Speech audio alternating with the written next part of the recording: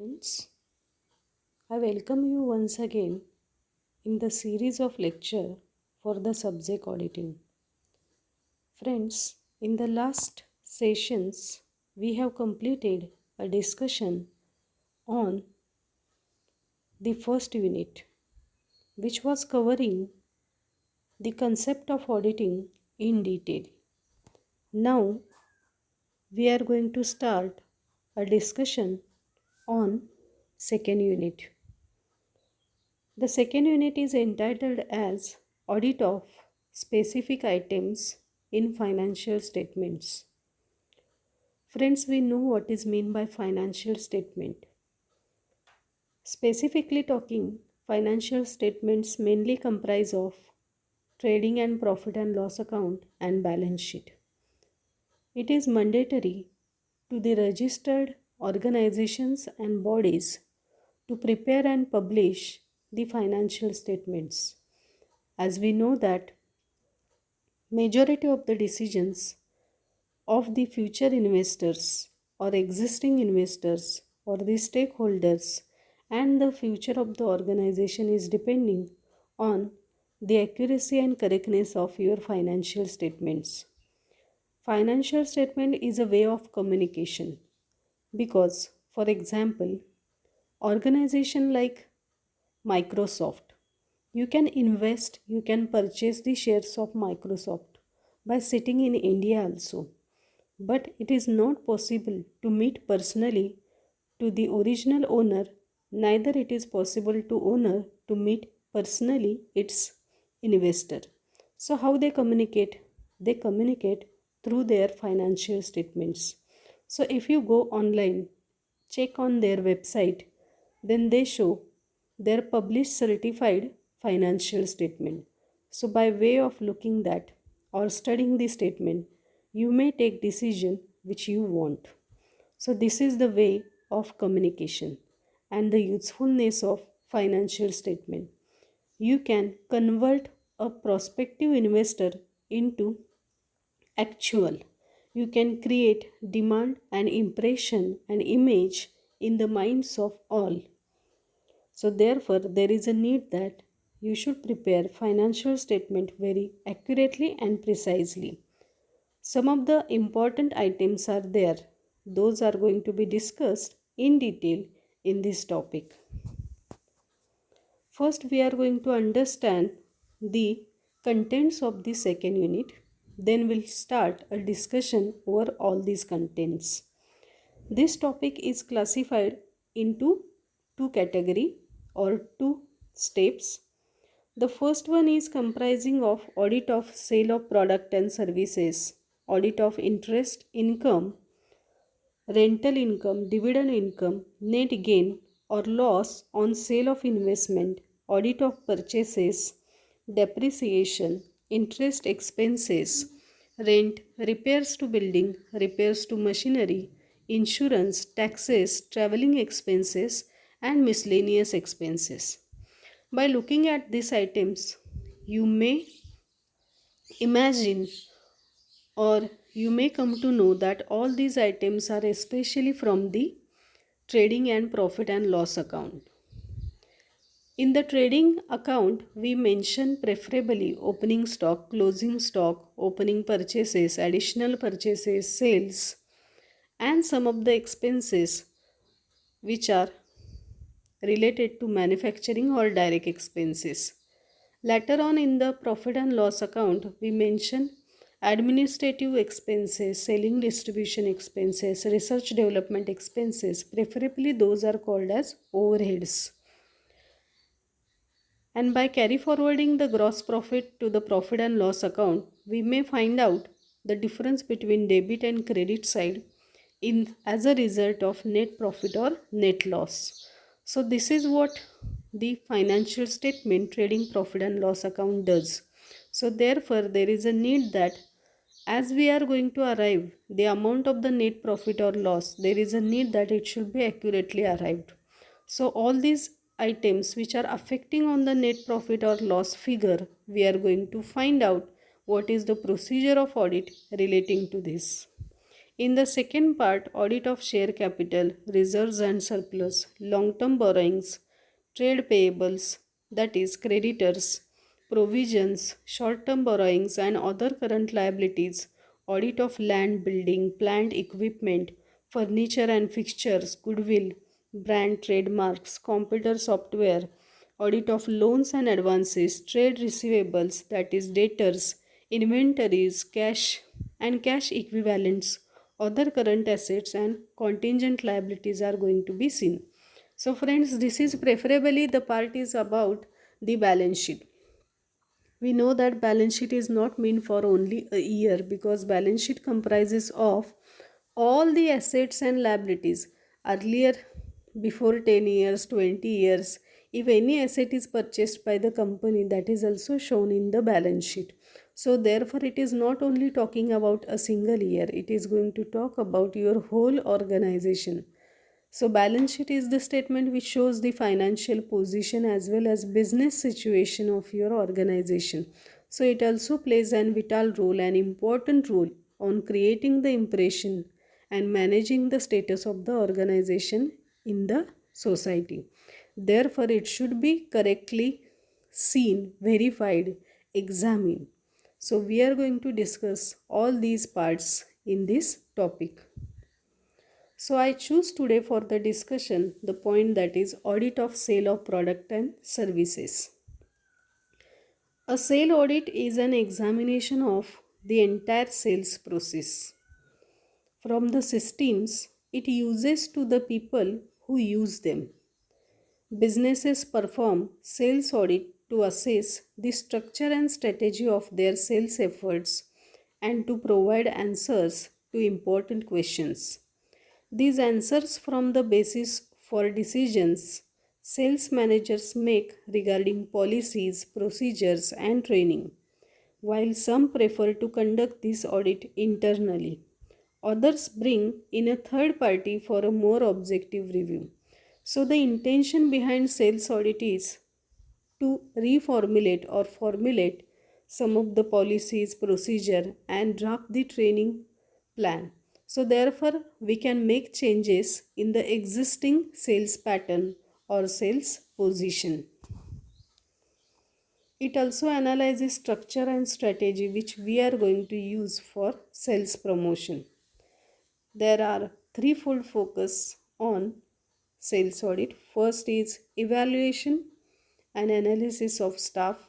Since sales make money and the sales staff make the sales, both things are relevant and dependent.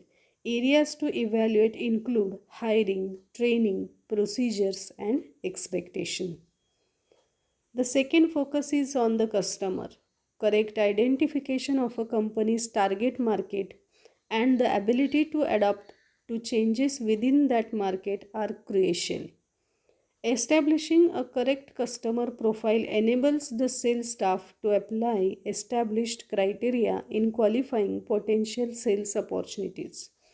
Areas to evaluate include customer profile, identifying customers' motivations to buy, factors affecting the economic of buying, and current buying trends.